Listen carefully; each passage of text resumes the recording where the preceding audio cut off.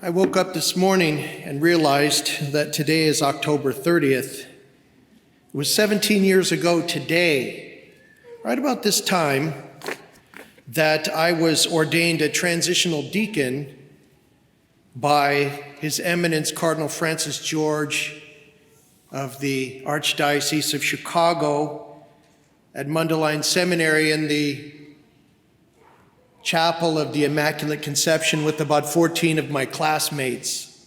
The beautiful, beautiful day. And may Cardinal George rest in peace.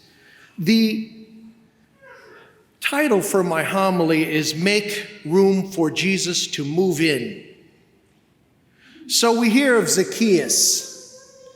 Jesus is passing through Jericho on the way to Jerusalem.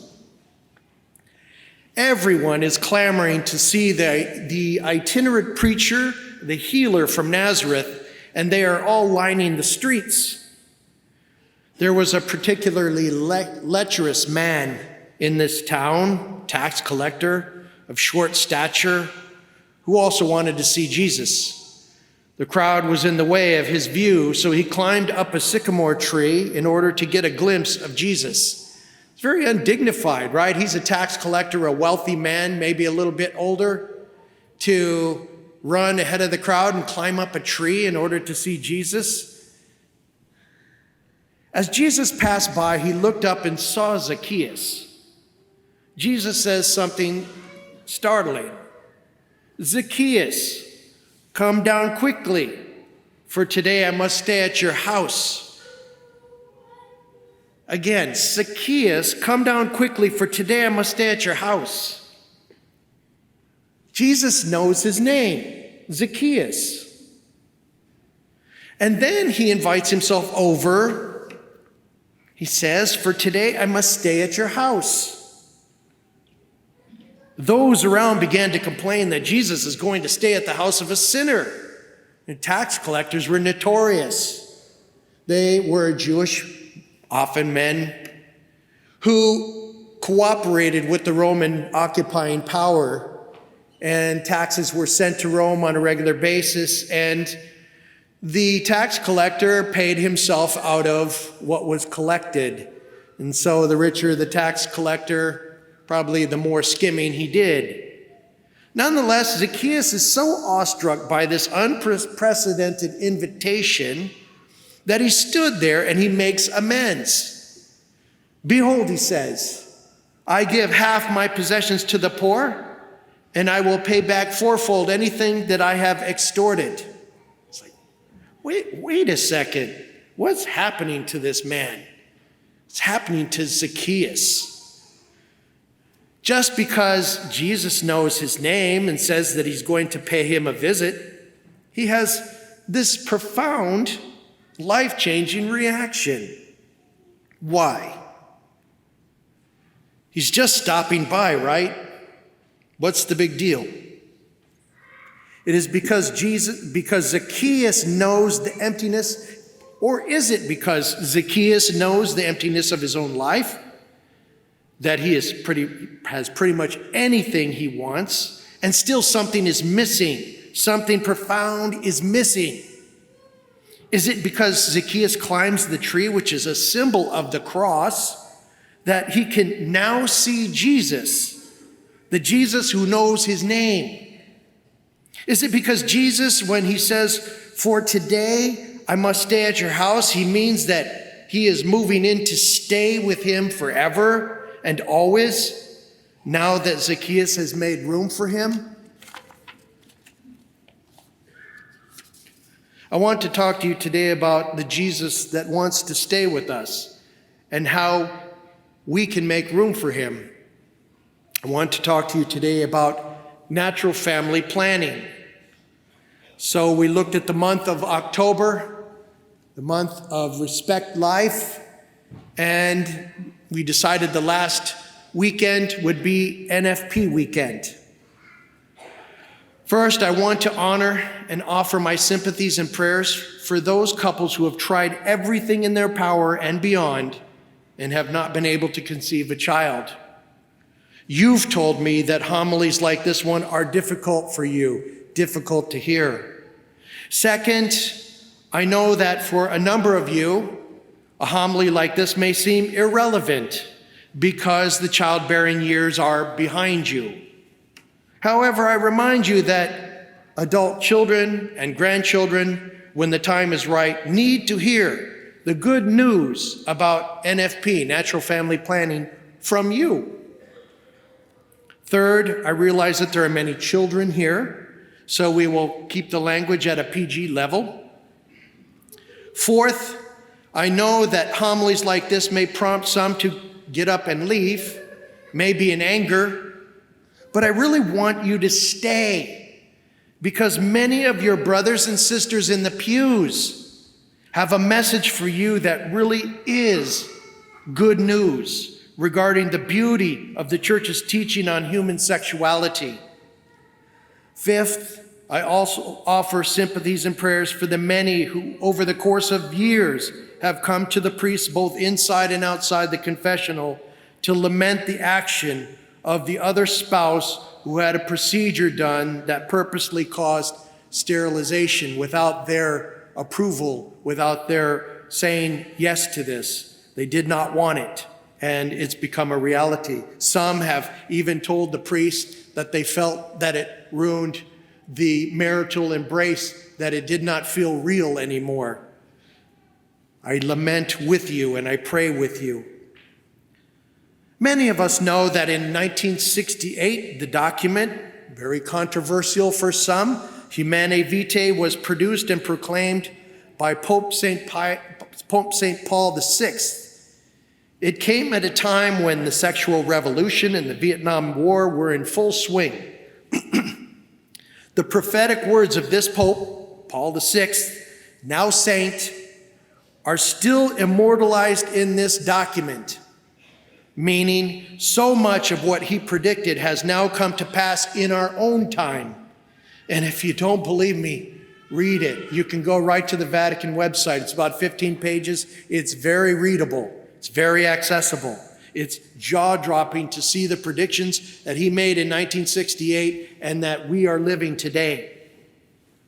The document reviewed the use of contraceptive methods of birth control and whether or not Catholics would receive church approval to make use of them. Through this document and others that followed, the church basically said that any method of birth control that cuts God out of the picture, that cuts God out of the marital embrace, will not be approved. It's as if we are not making room for Jesus. This teaching, sadly, was largely ignored. It wasn't until marriage prep, in my mind, that in the parishes began to include the full complement of classes, not just a simple introduction to NFP, that we began to see a turnaround. And thank God for that. This came about because solid bishops were being assigned to dioceses, and the good news started to be shared because these dioceses and these bishops mandated that they had the people in marriage prep would have a full course on NFP. In modern times, several methods of NFP are taught that are very effective in targeting the fertility cycle in the woman so that the couple, with the help of God, can make educated choices whether to engage in the marital embrace, maybe to conceive a child, or to postpone in order to avoid pregnancy at that time, at that present time. One method is called the symptothermal method, another is the Marquette method. Both track feminine biomarkers and both make room for Jesus so he can move in. The following is taken from the testimonies of Catholic couples, both inside and outside of our parish, and this is what I really want to get to. This is the good news. This isn't just Father up here telling you what the rules are. These are the folks that are in the trenches living this out. I want their words of witness to be a catalyst for us to make room for Jesus so he can move in. Dee says, first I put this up on my Facebook page, and I said, look, if you're using NFP, instant message me and tell me, how is it going? What does it do for you? And I had a lot of folks respond, and people sent me text messages. One, we didn't get to talk, but the owner of Western Honda up here in Scottsdale, he said, call me and I'll tell you about, I didn't get a chance to talk to him in person, but he wanted to call me and tell me about his experience. Dee says, we used it to conceive after 2 years of marriage. R, a convert to the faith, shares, we used NFP to get pregnant. I had several problems getting pregnant. NFP worked well with all the testing I had. A husband, S, said, I suppose we can often forget that even though NFP is often used as a means to space pregnancies appropriately, it is also very effective. It's a very effective way to conceive as well. After about 7 months of practicing NFP, we conceived our first child. C, a woman in her 3rd year of marriage, a very young woman, tells that NFP gave me, she says, NFP gave me and my husband a profound way to learn about each other on a new level. It is beautiful to go to these classes with your intended. He can help the wife track fertility, to know the fertility cycle. We have a link on our Flocknote page that we sent out this week for you. And we had a link to a radio show here in the Valley, our Catholic radio. And the show's date was 10/24/20. It was the broadcast of the Bishop's Hour. And the title of the show is An Invitation to NFP. The show is hosted by Jennifer and Andrea, local Catholic personalities. And on the show that day, well, they had several, but they had the Hodges, Mary and Jeff. And the wife, Mary, is the coordinator of the NFP program in the diocese, program coordinator of NFP in the diocese. During the interview, so much came to the surface, and I really recommend that you check this out. Check out this show, listen to it. After listening to those at a certain part of the interview, the hosts themselves and those interviewed, it became apparent that all who were sitting there at that part of the interview had in the past contracepted and somehow came to NFP. I'm going to share a few quotes that really spoke to me. One said, going from using contraception to NFP is like jumping off a cliff, really, when you decide to do this. But it is so worth it. Another tells, the Lord in his goodness and in his kindness and his greatness finally poured his grace upon me, and we made the decision to stop contracepting. The couple shared that the sense of freedom that came to them as a result of their decision was staggering. And they said that their marriage now truly and fully embraced the 4 qualities or components of married life, being free, total, faithful, and fruitful. Another quote, I think that NFP brought us closer, strengthened our marriage. It brought God back into our marriage. It rightly ordered our relationship in my priorities. It keeps the spark alive in our marriage. Who wouldn't want to keep the spark alive in marriage? You know, after the noon mass, somebody came out to the narthex and greeted me. It's a fighter pilot. And he says, in my parish in San Diego, I teach NFP.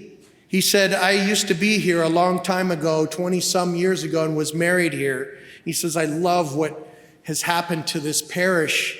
It's beautiful. He was commenting about the crucifix on the altar. And he said that he teaches this in an environment that isn't very receptive. He's an F-18 pilot. You know, for those of you, this was the plane that was featured in the new Top Gun movie. And now he says because of his family, he switched piloting F-18s, which is a fighter jet, to C-130s, which is a transport jet. And he says it's more family friendly, right? I guess being a fighter pilot, you're away more. And the C-130 is a little, he's home more often, I'm guessing. His name was John.